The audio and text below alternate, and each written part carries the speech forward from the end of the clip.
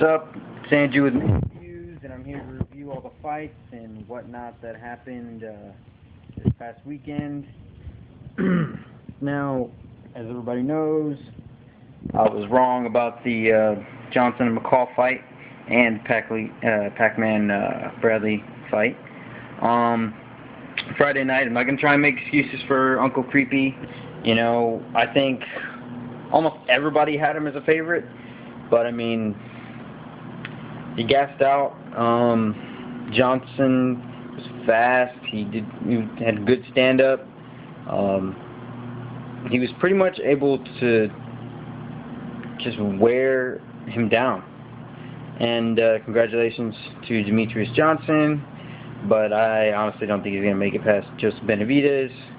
And if Joseph Benavidez loses to Demetrius Johnson, then I'm probably not even gonna. I'm just gonna stop predicting because then I feel like I'm fucking bad luck or some shit. You know, whatever. Anyway, Saturday night, Pacquiao and Bradley, big controversy.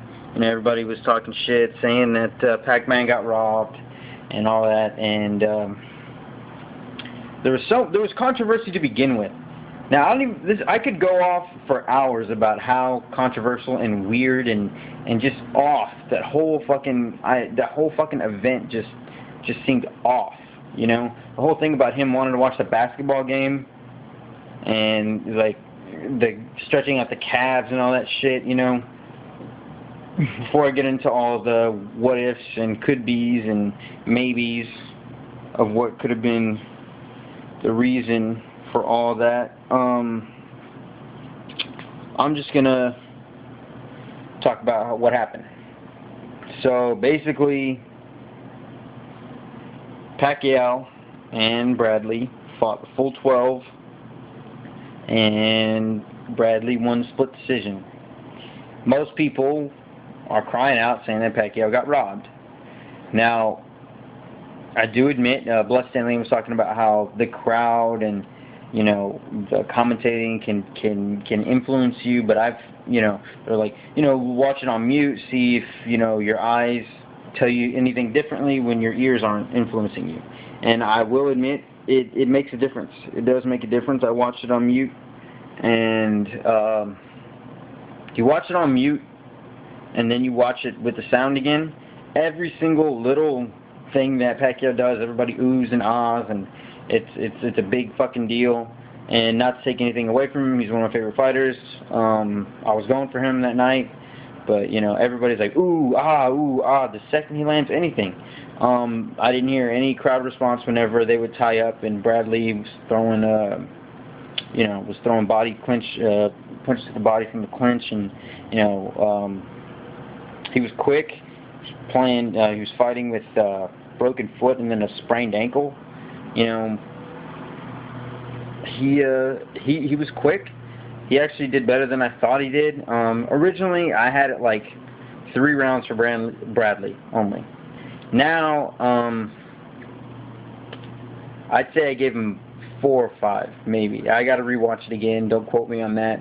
It was a lot closer than I thought it was. I still believe in my heart that Pacquiao won, but I mean, it's not as big as a robbery as people are making it out to be. It's not like Machida Shogun won. That was fucking ridiculous. Now,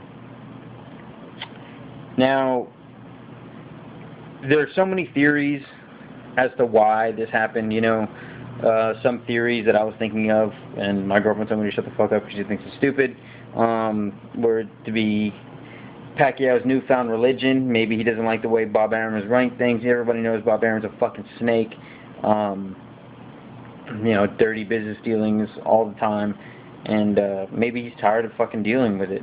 So maybe he found in Bradley somebody that would do what he said. So, you know, passing of the torch, passing of the crown. You know, that's just one theory. That's just a fucking theory. That's not something that I would stake my life on. You know. Second of all, you know, there was the fact that Bradley was walking around with a poster or a ticket or some shit where it was, you know, the automatic rematch clause. You know, maybe they figured they would piss everybody off at the first one, give it to Bradley. Then everybody wants to see the rematch. Everybody wants to see Pacquiao. Everybody wants to rally behind Pacquiao and watch him get his revenge, and then give it to him. You know, that could have been it too. But everybody knows that through a lot of the coming up rounds, you know, the first half of the fight, Pacquiao was taking off like the first 2 minutes, and then just going flurries and stealing the round. Now, I did think that he stole the rounds, but that's still, you need to fucking fight. Like, if you're gonna judge on a minute-by-minute basis, then yeah, Bradley would have won. If you're judging everything on a minute-by-minute basis, Bradley won. But if you judge the whole round as a whole, as far as, you know, like,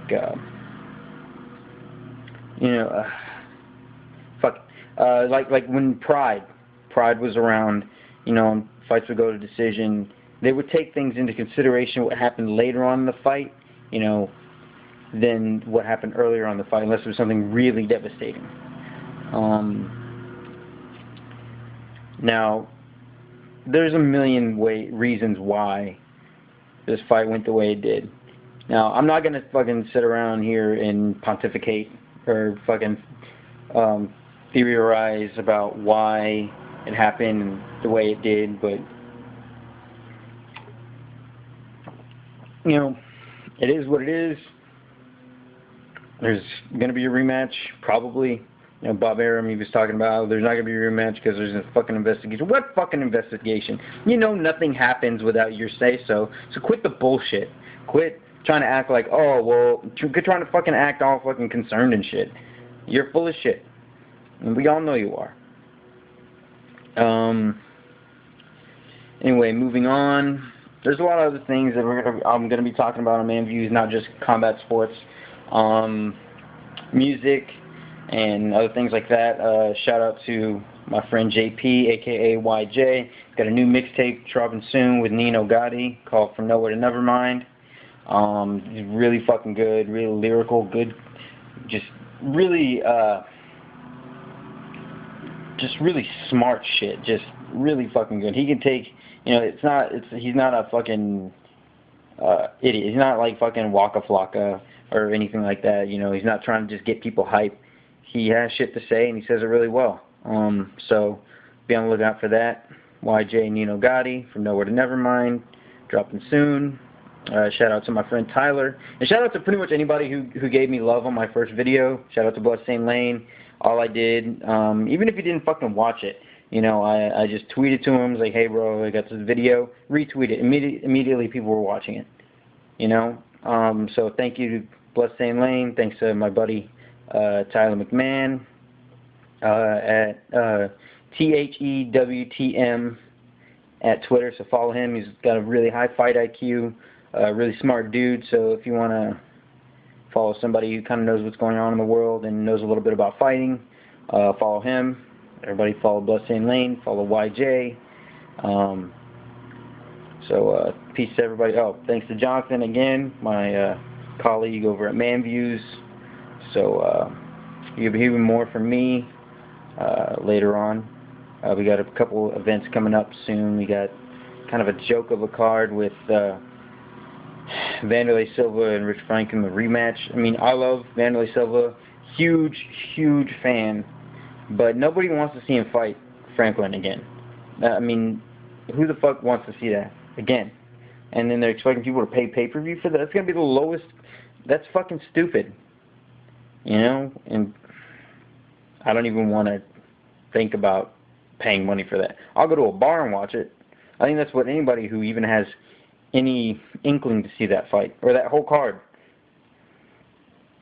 They're going to lose probably a lot of money, in my opinion. You know, but then again, in the past, all those cards that everybody sleeps on end up being the best fucking cards. Like, I don't know, I remember everybody was just sleeping on Dan Henderson versus Shogun last year, and that was one of the greatest fucking fights in mixed martial arts history. It was the biggest give and take, best 5 fucking rounds I've ever seen in the UFC, period, if not all of MMA. Just everything that you could think of, all striking, takedowns, everything. So, yeah, be on the lookout for more videos. Like I said, check out WhyJae. Follow Bloodstain Lane. Oh, and fuck your eye favor. I'm out.